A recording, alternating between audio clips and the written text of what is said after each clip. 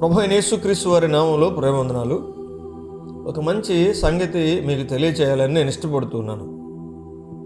అదేంటి అంటే, నేటి దినాల్లో విశ్వాసులని పిలువబడుతున్న వారు రక్షణ అనుభవము లేక రక్షణ తీర్మానము అను సంగతి తెలియకయే సంఘాలలో ఆరాధన వివిధ కార్యక్రమాల్లో పాల్గొంటూ ఉన్నారు.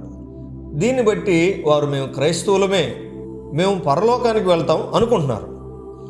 వారిని నడిపించే నాయకులు వీరిని రక్షణ తీర్మానం లేక ఆత్మరక్షణ అనుభవం అనే సంగతులు చెప్పకుండా వారిని అవసరాలకు వాడుకుంటున్నారు.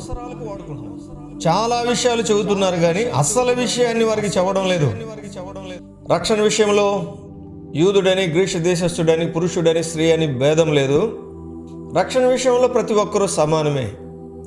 అందుకని ప్రతి మనిషి ఆత్మరక్షణ పొందాలి. ఆజ్ఞాన కాలమున దేవుడు చూచి చూడనట్టుగా ఉండెను. ఇప్పుడైతే అంతటను అందరూ మారు మనసు పొందవలనని మనుషులకు ఆజ్ఞాపిస్తూ ఉన్నాడు అని దేవుని వాక్యం స్పష్టంగా తెలియజేస్తూ ఉంది. కాబట్టి ఆత్మరక్షణ అత్యవసరం. ఈ ఆత్మరక్షణ మానవునికి ఎలా వస్తుంది?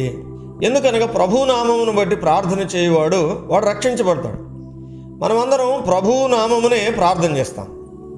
మనలను రక్షించే ప్రభు నామములో ప్రార్థన మొట్టమొదటిది రక్షణ తీర్మానమై ఉండాలి కదా. అదేమనగా యేసు ప్రభు అని నీ నోటితో ఒప్పుకొని దేవుడు మృతుల్లో నుండి ఆయన లేపినని నీ హృదయమందు విశ్వసించిన ఎడల నీవు రక్షించబడతావని లేఖనం తెలియజేస్తా ఉంది. నీతి కలుగునట్లుగా మనుషుడు హృదయంలో విశ్వసిస్తాడు, రక్షణ కలుగునట్లు నోటితో ఒప్పుకుంటాడు అని లేఖనం తెలియజేస్తా ఉంది.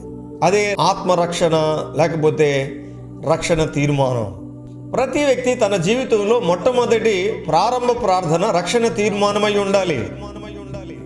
ఇది విశ్వాసిని ఆత్మ సంబంధమైన రిజిస్ట్రేషన్ లేక జీవ గ్రంథములో పేరును లిఖించుకుని ఒక గొప్ప ప్రక్రియలోనికి తీసుకుని వస్తుంది. ఎవరైతే మొదటిగా ఈ ప్రార్థన చేస్తారో వారి పేర్లు జీవ గ్రంథంలో వ్రాయబడతాయి. అలా కాకుండా చాలామంది ఈ ప్రార్థనను మర్చిపోయి ఇప్పటికీ అన్రిజిస్ట్రేషన్ బిలీవర్స్గా మిగిలిపోయారు. ఉదాహరణకు, మన పిల్లలను పేరు నమోదు చేయించుకొని స్కూలుకు పంపించడం మనం చూస్తాం.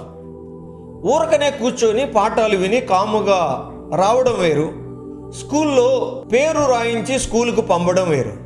అలాగే రక్షణ తీర్మానం పరలోకములోని నీ స్థానాన్ని పదిలిపరిచేదిగా, నీ పేరును నమోదు చేసేటటువంటిదిగా శక్తి కలిగిన ప్రార్థన అవుతుంది. అందుకని ప్రతి విశ్వాసి మొదట ప్రార్థన రక్షణ తీర్మానం, ఆత్మరక్షణ అనుభవం అయిన ఈ ప్రార్థన చేసి ఉండాలి.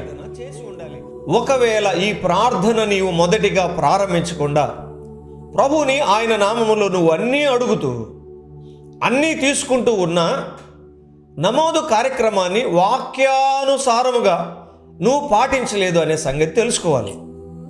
ఇప్పుడైనా నీకు కావలసినవి భూలోకములో ఉన్న వాటిని ఆతురతతో అడగటం కాసేపు ఆపి పరలోకంలో నీ పేరు జీవగ్రంథంలో వ్రాయబడినట్టుగా ఆరని అగ్నిగుండము నుండి నీవు నీ ఆత్మను తప్పించుకున్నట్లుగా ఈ రక్షణ తీర్మానమును ప్రార్థన అనుభవంలోనికి నీవు రావడం చాలా మంచిది. ఈ రక్షణ తీర్మానమును నీకు నేర్పని, నీకు తెలపని సంఘములో కానీ నువ్వు ఒకవేళ ఉంటే నువ్వు తొందరగా నువ్వు ఉంటున్న సంఘమును ఖాళీ చేసి లోతు సొదొమను ఖాళీ చేసినట్లుగా అక్కడి నుంచి దూరంగా మరొక మంచి మందిరానికి వెళ్ళిపోవడం చాలా మంచిది. లేకపోతే నిన్ను నడిపించేవారు నరకానికి వెళ్తారు, నువ్వు కూడా వారితో కూడా కలిసి నీవు నీ కుటుంబం నరకానికే వెళ్తారు. అయితే మరి ఆలస్యం ఎందుకు? నువ్వు ఎక్కడున్నా, ఎలాంటి పరిస్థితుల్లో ఉన్నా ఒక్కసారి ఆగి ఈ చిన్న ప్రార్థన పలుకు. పరలోకపు తండ్రి, నీకు వందనాలు. నా కొరకు నీ కుమారుడైన యేసు క్రీస్తు ప్రభువును ఈ లోకానికి మానవుడిగా పంపినందుకు వందనాలు. ఆయన నా కొరకు తన రక్తాన్ని చిందించాడని, నన్ను రక్షించడానికే తన ప్రాణాన్ని పెట్టాడని, మరణించి మరణమును జయించి తిరిగి లేచాడని నేను మనస్ఫూర్తిగా నమ్ముతున్నాను. దేవా దేవా, నేను పాపిని, జన్మ కర్మ పాపములు కలిగి ఉన్నాను.